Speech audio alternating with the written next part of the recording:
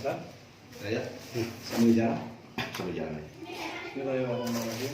Alhamdulillah nahmaduhu wa nasta'inuhu wa nastaghfiruh. Wa na'udzu billahi min shururi anfusina wa min sayyiati a'malina. May yahdihillahu fala mudilla lahu wa may yudlil fala hadiya lahu. Amma ba'du. Bapak, terima kasih kepada Haji Bina khususnya yang telah mengundang saya untuk memberikan materi tentang tauhid di majelis yang mulia ini. Dan yang kedua, terima kasih juga kepada bapak-bapak yang telah hadir dalam kesempatan ini untuk mengikuti pengajian materi tauhid. Sebelum dilanjutkan, saya ingin tahu dulu tentang pemahaman bapak-bapak yang hadir di sini tentang tauhid. Blank. Nol. Dari nol ya, Mas. Jadi supaya jelas gitu. Targetan yang ingin dicapainya supaya jelas dalam penyampaian materi ini. Kalau memang dianggap blank, mungkin kita harus dari dasar ya. Ya. Dari dasar dulu, maka dibuka yang diktatnya. Diktat ini sebenarnya hasil masantren saya dulu di Tegalega di Abah Kata. Ini catatan saya ketika kelas 3 sanawiyah. Kemudian ketika bertugas jadi penyuluh pertama di Rumbus itu, saya bikin diktat supaya bisa diajarkan lagi kepada yang lain. Dan ini sangat sederhana sekali. Kenapa sangat sederhana? Karena saya ingin menanamkan kepada orang-orang yang ingin belajar tentang faraid bahwa faraid itu sangat sederhana, bukan sesuatu rumit. Mudah. Sangat mudah. Karena kan biasanya dianggapnya faraid itu sesuatu yang susah, anu rumit, hal lese, dikuasai, komo diajarkan gitu. Dikuasai GSE, komo diajarkan gitu. Maka dibikinlah diktat anu sesimpel mungkin gitu, supaya kesana lebih sederhana, lebih babari, lebih bisa dipahami. Yang paling inti dari faraid itu, pertama yang harus diketahui oleh bersama adalah bahwa sifat harta itu adalah titipan.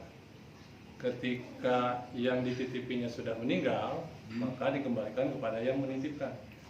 Dikembalikan ke Allah.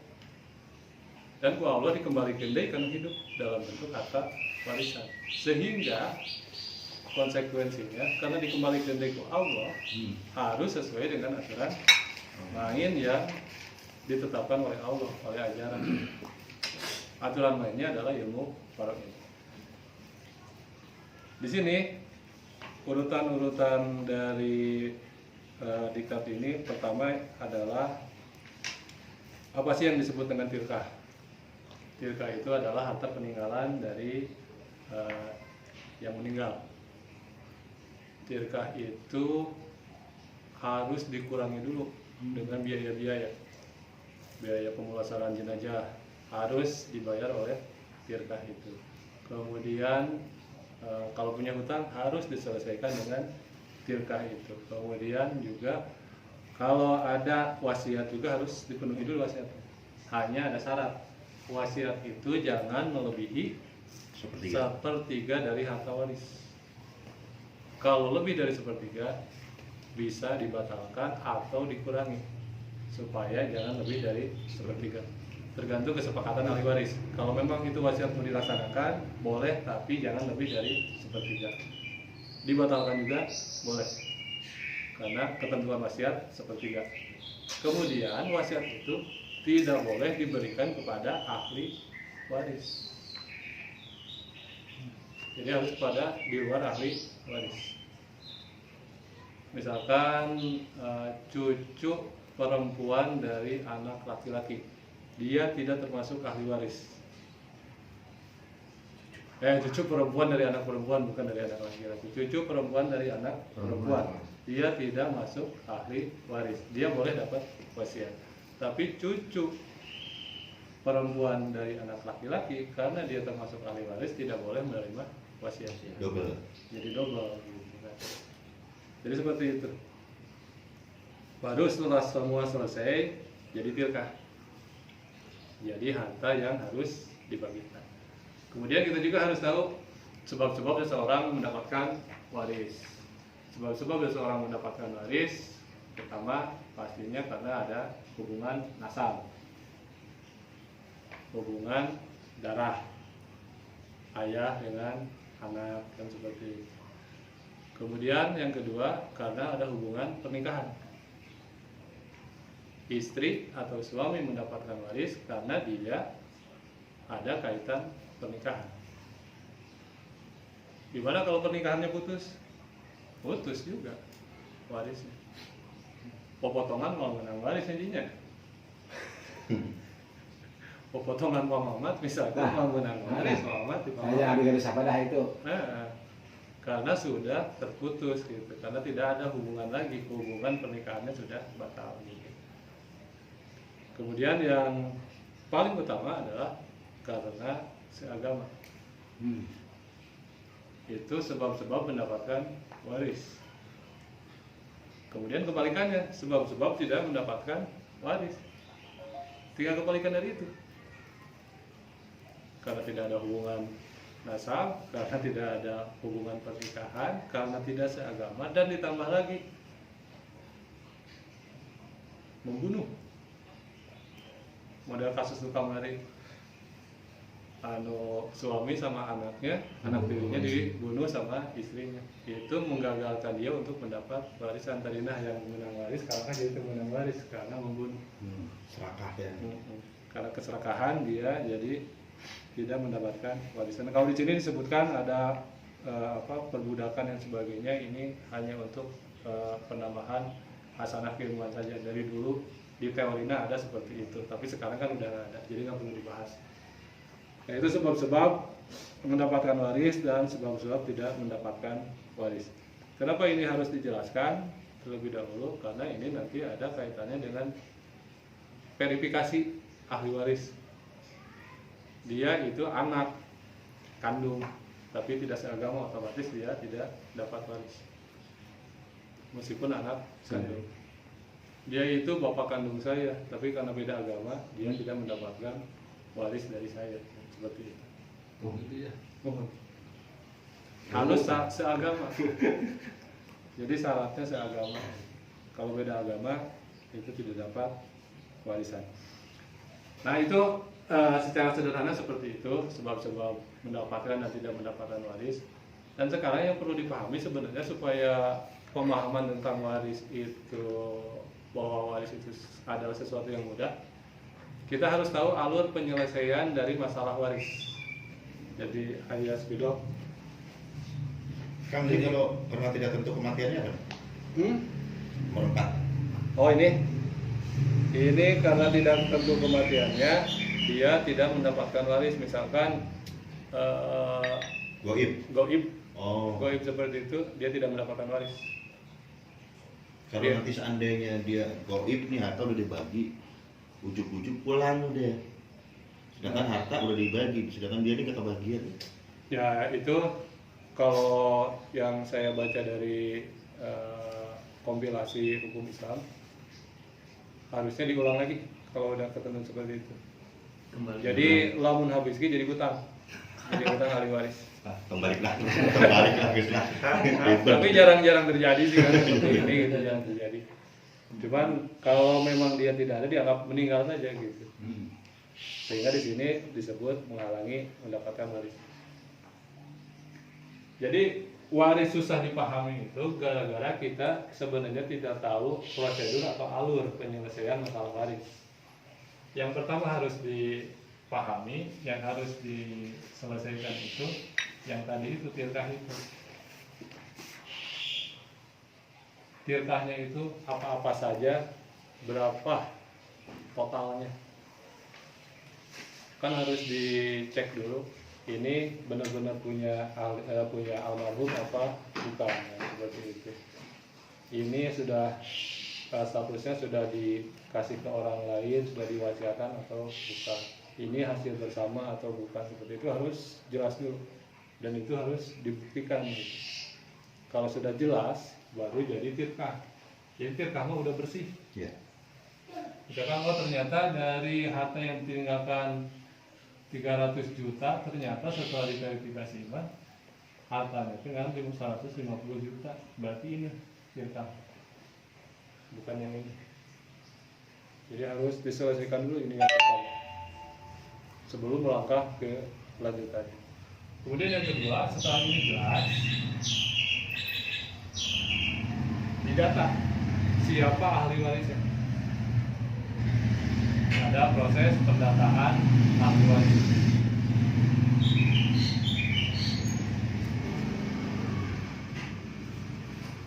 Ahli waris itu ada dua macam, ada al-warisun.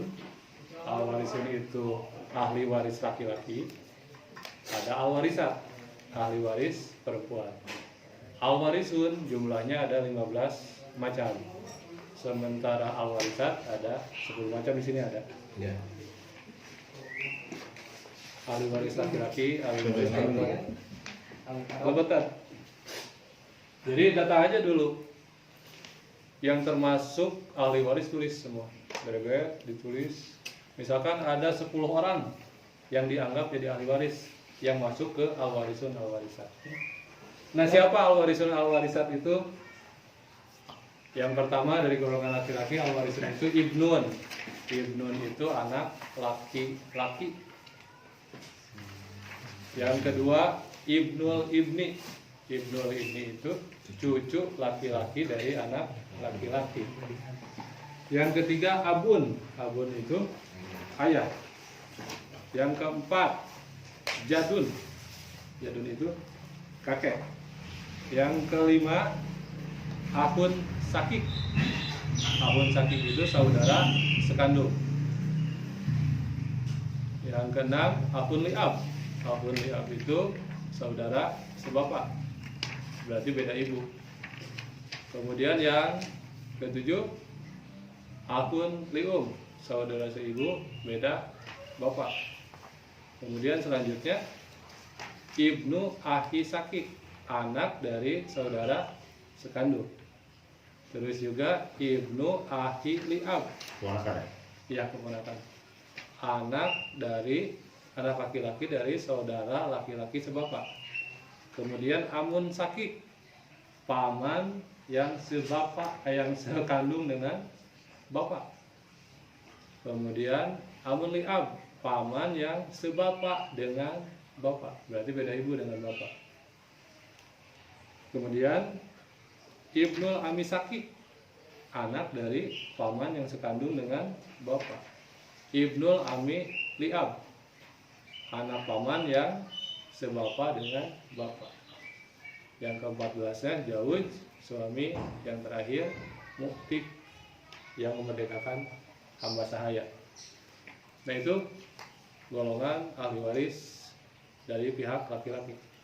Kemudian dari pihak perempuan, yang pertama bintun, anak perempuan.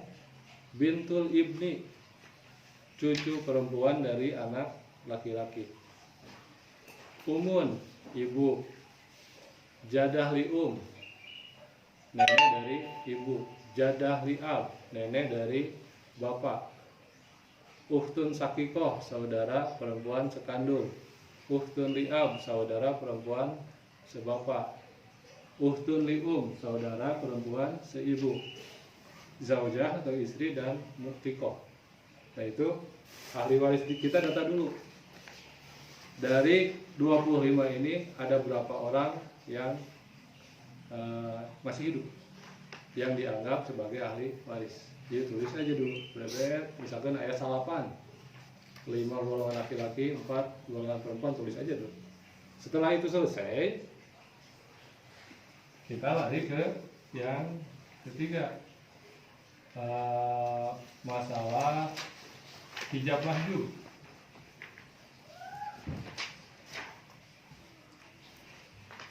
Hijab mahjub teh bahasa eta nama hapus menghapus, delete mendelet, Halang menghalangi. halang menghalangi.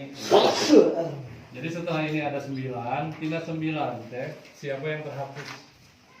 Misalkan dengan proses ini ternyata hanya tinggal 4 lagi ahli waris yang harus mendapatkan bagian itu. Jadi itu ujuk-ujuk dibagikan di kanusalapan, pakai dulu proses hijab wajib dulu. Setelah hijab wajib selesai, lari ke proses yang keempat. Siapa-siapa saja yang mendapat dawil kurud. Dawil kurud itu bagian-bagian tertentu, setengah, 1/4, 1/8, 1/6, 1/3, 2/3. Dawil kurud atau juga ada yang kebagian asobah, sah-sah. Setelah ini selesai, tinggal hitung. Jadi nggak sakit prosesnya.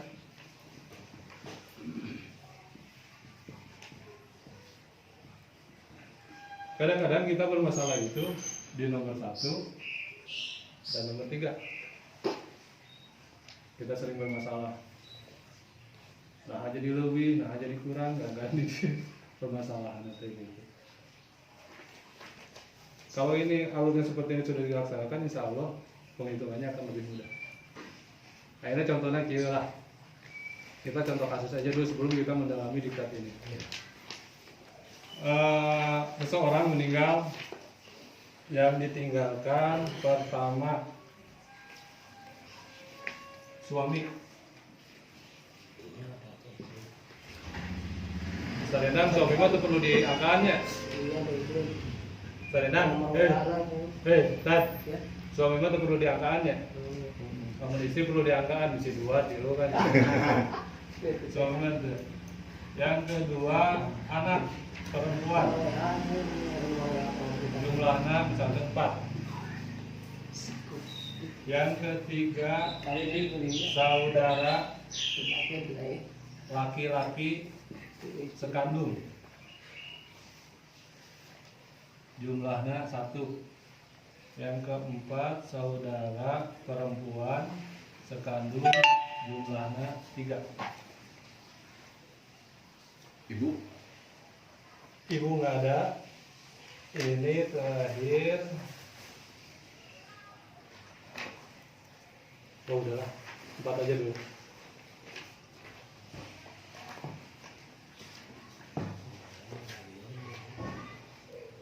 Sekarang kita lihat yang pendataan ahli waris. Suami ada di golongan ahli warisun, berarti dia termasuk ahli waris. Anak perempuan adalah bintun, masuk ke ahli warisan. Saudara laki-laki sekandung, akhun sakik ada di ahli warisun, dia masuk juga.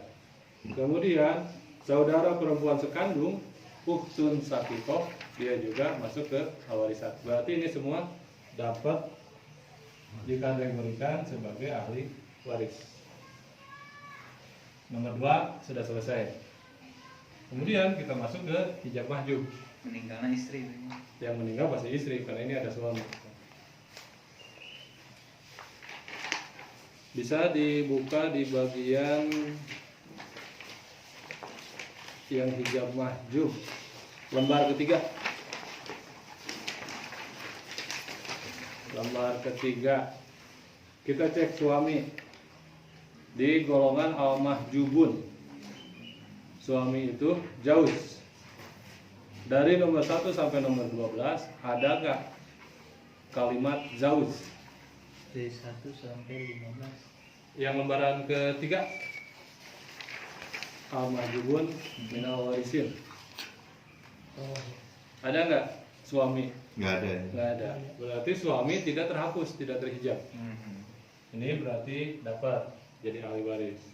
Sekarang bintun di bagian yang keduanya, al-mahjubat.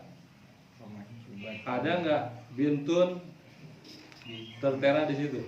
Nggak ada. Nggak ada. Berarti bintun juga dapat warisan setelah diseleksi dengan hijab mahjub. Kemudian saudara laki-laki sekandung, akhun sakik. Ada ya. Adanya di nomor 3. Mahjub berarti dia. Akhun sakik, syaratnya dia termahjub jika ada pertama ibnun, ada anak laki-laki.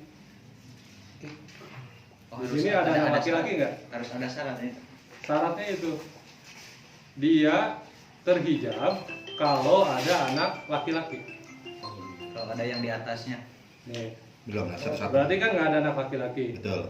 Ibnul ibni, ada nggak cucu laki-laki dari anak laki-laki? Nggak ada. Nggak ada juga. Abun, bapak, ada nggak? Nggak ada juga. Berarti saudara laki-laki sekandung tidak terhijab. Dia dapat juga bagian, kan seperti itu. Kemudian yang terakhir, saudara perempuan sekandung. Uhtun sakikoh ada di nomor 4 bagian kedua di Al-Mahjubat. Uhtun sakikoh dia terhijab oleh pertama ibnun. Ibnun tadi nggak ada. Ibnul ibni juga nggak ada. Abun juga nggak ada. Berarti ini juga dapat. Beres, berarti semua mendapat bagian. Proses ini sudah terselesaikan. Tinggal sekarang lari ke zawil furud atau asobah. Sekarang suami berapa bagiannya? Dibuka lagi lembaran yang selanjutnya. Kalau ada bapaknya masih ada. Mas juga. Sekarang suami itu zauj. Zauj dapat setengah awalnya. Yang nomor 1 mustahik nisfu. Zauj dapat setengah dengan syarat, tapi ada syaratnya bila far'ul mayit. Kalau tidak ada far'ul mayit. Far'ul mayit di sini, far'un itu kan cabang. Cabang dari mayit berarti anak dan cucu. Kalau ada anak dan cucu berarti si suami tidak jadi mendapatkan setengahnya. Ke bahasa barat itu kebagian pindah ke bagian yang seperempat. Nomor 2. Yang ke nomor 2 mustahik rubu zauj ma'a far'ul mayit. Suami beserta far'ul mayit karena ada kan anak perempuan far'ul mayitnya. Iya. Berarti ini kebagiannya 1/4. Iya. Sekarang anak perempuan berapa kebagiannya? Anak perempuannya ada 4. Berarti termasuk ke kategori bintani fa'ak saro. 2 anak perempuan atau lebih. Bintani fa'ak saro di sini bagiannya adalah 2/3. Yang nomor 4. Bintani fa'ak saro dengan syarat bila ibnun, jika tidak ada anak laki-laki, makdudah. Makdudah itu lebih dari 1. Di sini tidak ada anak laki-laki, kemudian jumlahnya 4. Berarti dia cocok dengan syaratnya, dia kebagian 2/3.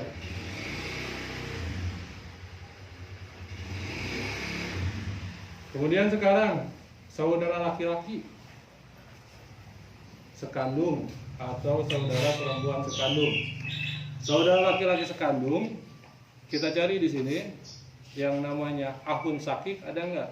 Di bagian setengah, 1/4, 1/8, 2/3, 1/3 dan 1/6. Ma'dudah ya, Pak? Muadudah Apa tadi? lebih dari 1. Anak Terbilang laki-laki. Anak laki-laki. adat makdud. Di sini tidak ada ahun sakik. Ternyata ahun sakik itu adalah bagiannya asobah. Ada di bagian asobah yang lembaran selanjutnya. Asobah itu ada 3 macam. Ada asobah binafsi, ada asobah bil goer, ada ma'al goer. Di sini yang asobah binafsi ada 13 yang golongan laki-laki itu. Termasuk salah satunya ahun sakik. 45. Iya. Ahun sakik kebagian jadi asobah. Sisa. Jadi asobah itu bahasa Sundana, bahasa Indonesianya sisa. Jadi asobah. Terus bagaimana yang saudara perempuannya? Yang saudara perempuannya asalnya mendapat bagian tertentu. Di sini ada. Tapi karena ada saudara laki-laki ketarik sama saudara laki-laki jadi asobah juga. Disebutnya asobah bil goer. Kalau yang tadi saudara laki-laki disebutnya asobah binati, dia sendirinya jadi asobah karena tidak ada lagi yang di atasnya yang lebih dekat yang jadi asobah seperti ibnun, abun, tidak ada. Maka si saudara laki-laki alun sakik jadi asobah karena dirinya sendiri. Dan si saudara perempuan dia jadi asobah karena bersama-sama dengan saudara laki-laki, disebutnya asobah bil goer. Maka ini juga jadi asobah.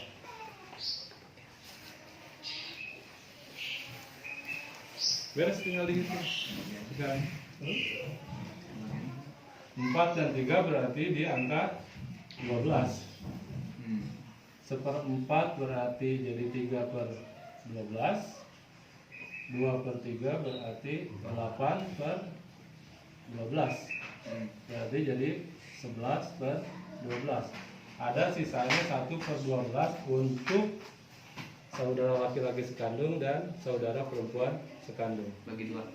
Jumlahnya yang ini 3, yang ini 1. Laki-laki biasanya 2 bagian dari perempuan. Berarti ini kali 2, ini kali 1. Berarti jumlahnya jadi 5. Ini aja sisa ini bagi 5. Oh. Lalu sisanya 100 juta. 1/12 100 juta. Berarti yang saudara laki-laki sekandung kebagian 40 juta. Yang saudara perempuan sekandung masing-masing 20 juta. Beres. Jadi gitu alur penyelesaian waris ini. Toma kali ya, pokoknya alurnya seperti itu. Jadi pertama tirkahnya dulu berapa, bereskan gitu. Pamikalurna aya kumaha? Pamikalurna abun jadul. Kalau kan ini mah contoh soalnya seperti ini. Contoh soal penyelesaian alur ini, jika soalnya seperti ini, maka hasilnya seperti ini.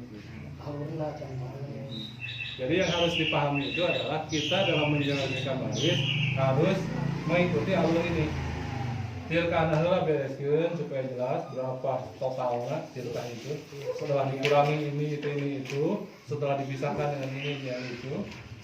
Kemudian data ahli warisnya siapa saja yang disebut al-warisun dan al-warisat tadi yang 15 dan 10 golongan tadi. Kumaha carana? Ya perlu dihafalkeun. Anu 15 hafalkeun, anu 10 hafalkeun. Lamun teu ke mamawa kieu terus atau mau laptop. Itu asobah bin nafsi nu handapna asobah bil goer mah bil goer. Upami mal goer mah mungkin Mal goer udah contoh di. Iya. Bil goer nih. Setelah ini selesai, lihat lagi apa semua dapat bagian atau ada yang tidak dapat bagian melalui proses icet masuk tadi. Saham kadelet, saham icet. Beres eta, ternyata wah ada 4 orang, misalkan yang kebagian itu saham kebagian dawil kulun, saham kebagian atau bahasa.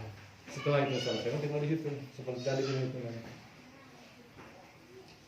Kadang-kadang ini yang tidak dipahami oleh santri-santri atau murid-murid yang belajar tentang waris. Jadi liar sorangan gitu kan. Ieu teh ahli warisna aya salapan ketika nu ieu kabagian 1/3, ieu kabagian 1/6, ieu kabagian 1/8, ieu 1/2 geuning jadi leuwih cenah gitu. Jadi kumaha urusanana gitu. Kalkulatornya salah. Kalkulator. Jadi yang harus dipahami ini dulu sebelum kita belajar lebih mendalam lagi, pahami dulu ini alurnya gitu. Maka sebelum dilanjutkan ada pertanyaan dulu tentang alur penyelesaian masalah waris. Definisi wasiat tuh. Wasiat itu harus ke ahli waris apa wasiat? Contohnya ada kayak almarhum bapak saya, saudara-saudara bilang wasiat, tapi saya nggak pernah dengar. Anak-anaknya juga nggak ada yang dengar gitu loh wasiatnya. Kalau wasiat versi Paroid mah seperti yang dijelaskan tadi bahwa wasiat itu bukan ke ahli waris dan jangan lebih dari 1/3. Nah maksudnya tuh ngasih wasiatnya, ngasih wasiatnya itu harus ke anaknya apa ke siapa? Saksinya saksi. Harus ada saksi. Jadi orang tua tuh meninggal, terus ada wasiat katanya. Saya tanya-tanya ke saudara sekandung itu nggak ada yang dengar wasiatnya apa. Jadi karena harus ada pembuktian, maka wasiat itu bisa dibuktikan dengan dua hal, bisa dengan catatan, bisa juga dengan kesaksian. Kalau catatan nggak ada, kesaksian nggak ada, berarti itu bisa dibatalkan. Di atas materai. Tidak ada wasiat. Karena harus ada saksinya. Wasiat itu misalkan ketika sakitnya udah repot itu, saya mewasiatkan kan di situ misalkan ada orang, nah itu kan bisa jadi saksi, itu bisa dibenarkan wasiatnya, bahwa wasiat ada gitu. Jadi kasusnya waktu itu ngomongnya itu wasiatnya itu sebelum repot sakitnya, kan meninggalnya di rumah kakak di Jawa. Begitu pulang ke Bandung saya, ada wasiat ada gini-gini. Apa wasiat apa ngomong di Jawa aja nggak ngomong ada wasiat. Nah, penyelesaian hal seperti itu biasanya kalau memang itu tidak ada kesepahaman, tidak ada kesepakatan, maka salah satu caranya lari ke pengadilan agama, biar hakim yang memutuskan apakah itu boleh jadi wasiat atau tidak. Kalau kita, apalagi ustadz gitunya, tidak ada punya hak untuk menghakimi seperti itu. Dia wasiatnya apa juga nggak tahu lagi. Jadi ini itu hartanya itu bukan harta tua itu kan meninggal yang perempuan, kan bagian ibunya itu masih ada. Nah bapak itu yang karena anak laki-laki kan yang lebih tahu dia ngewasiatin, tolong tanyain gitu loh. Saya bingung mana wasiatnya kan. Karena saudara yang lain itu kan mungkin juga kan perkiraan saya mungkin karena mau dapat aja gitu kan. Jadi tetap pembuktian harus ada. Salah satu metodenya ya dari catatan bukti, dia kita melihat atas bukti, atau juga dari kesaksian. Itu bisa dijadikan sandaran. Walaupun cuma satu orang. Harusnya kan dua biasanya. Diwarisnya sama juga. Harus dua orang saksi. Dua orang. Pakap nu udah aya akte kan. Sama, jadi ketentuan saksi sama tetap. Harus ada dua orang. Wakaf. Kalau itu kurang, kemudian tidak bisa disepakati oleh ahli waris bahwa ini itu wasiat atau bukan, baru seperti itu. Satu-satunya cara adalah dibawa ke pengadilan untuk diputuskan oleh pengadilan apakah ini wasiat atau bukan. Tapi biasanya kalau kita sudah memiliki kelegowaannya, kelapang dadaan gitu, biasanya jarang jadi masalah gitu. Kalau memang itu wasiat, meskipun cuma satu orang yang tahu, pasti itu dianggap sebagai wasiat asal tidak bertentangan kan dengan syarat-syarat wasiat yang lain kan, tidak lebih dari sepertiga dan bukan ke ahli waris. Cuman kadang-kadang tidak ada kelapangan dada seperti itu karena melihat mungkin harta nambahnya kan seperti itu. Paling aman satu-satunya dibawa dulu ke pengadilan untuk kasus yang itu. Kalau yang lainnya kan masih bisa dibagikan ya. Jadi akhirnya saya tanya ke lakinya itu kan masih ada. Saya tanya, gimana? Kan saya juga masih hidup. Ya udah kalau masih hidup mah. Saya nggak mau nanya lagi. Makanya harus ditekankan dari awal gitu ketika pembagian bahwa ini adalah titipan, udah dikembalikan ke Allah dan Allah mengembalikan lagi dan harus sesuai dengan aturan yang diajarkan oleh Allah. Itu yang harus ditekankan terlebih dahulu supaya bisa diterima oleh semua. Kalau itu nggak ditekankan terlebih dahulu, mungkin saja terjadi seperti itu. Ada yang lain? Upang sanes ahli waris teh anu teu kabagian kan? Maksudnya Kan tadi wasiat teh sanes ke ahli waris. Eno kumaha misalkan dina hiji masalah sapertos eta tah aya nu teu kabagian tapi pas dina masalah nu sanes kabagian misalkan. jadi misalkan kieu nya sok aya anu ngurus nu sakit teh misalkan ninina diurus misalkan ku anu teu termasuk ka alwarisun yang alwarisan gitu kan. Terus saya ngawasiatkeun ka dinya padahal masih kena aya kekaitan darah. Boleh kan seperti itu karena dia bukan ahli waris. Tapi kalau dia ahli waris termasuk ke dalam yang 25 itu membatalkan wasiat. Berarti kan iya aya nu kamahjubnya, kan eta teu narima warisan. Nah, kalau yang kemahjub itu masih termasuk ahli waris. Oh, itu masih termasuk ahli waris. Pokoknya yang 25 orang itu tidak boleh dapat wasiat. Oh, anu 25-nya. Yang di luar 25 dapat wasiat. Contohnya yang paling dekat adalah cucu perempuan dari anak perempuan. Itu ahli waris. Bahasa Arabnya bintul Bukannya. binti itu bukan ahli waris. Padahal kan dekat kan hubungan cucu perempuan dari anak perempuan. Misalkan manehna anu ngurus gitu. Jadi yang wasiat itu harus ke yang 25 tadi. Yang bukan Yang ya. bukan. Selain 25. Jadi double kan, ongkos warisan dapat, nantinya wasiat dapat. Kalau anak angkat, Tat, Anak angkat mah kok mau itu mah bukan ahli Lain. waris. Bukan. Wasiat boleh. biar Pihak keluarga. tapi wasiat. Wasiat boleh untuk anak angkat. Kalau udah dihitam pengadilan anak angkatnya gimana? Tetap Nggak berdapat. nggak boleh dapat, nggak Nggak dapat masalah waris kan maksudnya. tidak termasuk ahli waris, Iya. bukan ahli waris dan ahli waris. Saya kan tadi yang dapat waris itu pertama karena perkawinan, Intina. yang kedua karena hubungan darah nasab, yang ketiga karena seagama. Tapi seagama juga meliputi semua, harus meliputi juga yang nasab sama yang perkawinan itu. Kalau anak angkat meskipun sudah dilegalkan oleh pengadilan, Secara tetap agama. Palsu. dia bukan Keluarga. waris ke ahli waris kita. Secara agama. Secara agama. Jadi dia tidak termasuk ahli waris dan dia berhak mendapatkan wasiat karena bukan ahli waris. Jadi wasiat itu harus ke bukan ahli waris. Nah, Kalau ustad gitu menang masih. Ustaz. Masih gak nama ayah ya? Kalau lewat. Itu motornya yang ustad tidak bisa gitu. Asal motornya nominalnya bukan lebih dari sepertiga tirka gitu. Kalau setengah tirka masih kaci. Lamun mau lagi dipotong deui gini sisina jadi sepertiga. Pemiwala saina kan berarti nu fokusna saina ya. Terus gaduhan amat atau napi abid. Eta mah untuk teori saja lah, nggak perlu ditendang. Udah gak ada. Udah nggak ada sekarang. Perbudakan udah nggak ada. Nah, kalau yang buat tirkahnya itu Tapi kan misalkan tanah Perlu. rumah, diduitin dulu, dinilai nominalin dulu. Ya, kalau bisa dinominalkan supaya jelas nggak baginya sabar-sabar. Modelnya estimasi kalau perkiraannya gitu. Iya rumah misalkan kamu dijual sabar gitu. Berarti kebagiannya sabar-sabar. Meskipun nggak dibagikan pas waktu itu, tapi pas nanti dibagikan tetap bagiannya ada gitu. Ini misalkan bagiannya setengah, ini sama tinggal dikalikan karena nominal ketika dijual rumahnya. Kalau kan terjadi dari 4 anak misalkan berupa berbentuk tanah, 2 mau dijual, 2 enggak, atau 1 mau dijual, yang 3 enggak, dijual pun nanggung ya.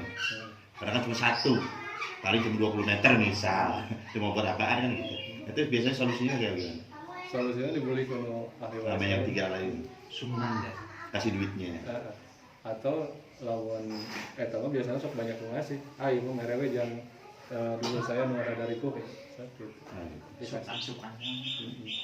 Biasanya gitu atau kalau enggak dibeli sama ahli waris.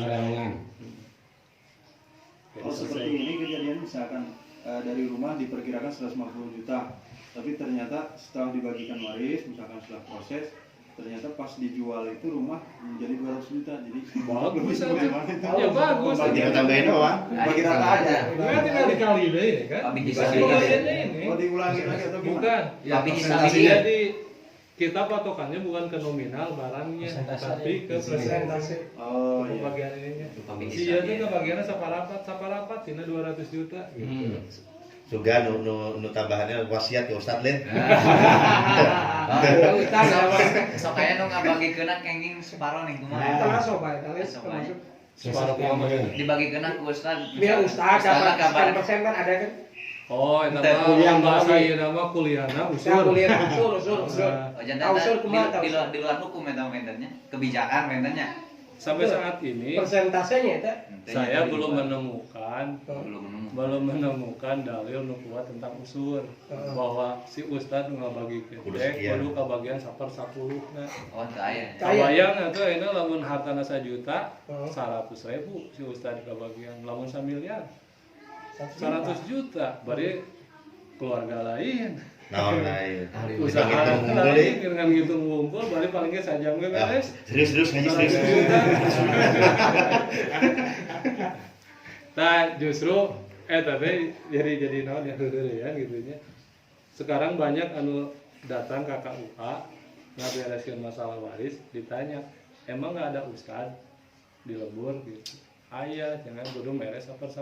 Oh. Jadi nggak mau ditarik. ditarik 1/10 usur teh kan usur tina asal teh. 1/10 itu dari mana mereka ngambil datanya? Nggak tahu tuh eta saya nyari nggak ada dalilnya gitu. Budaya. Eta teh kebanyakan budaya 1/10 teh ayana di golongan NU.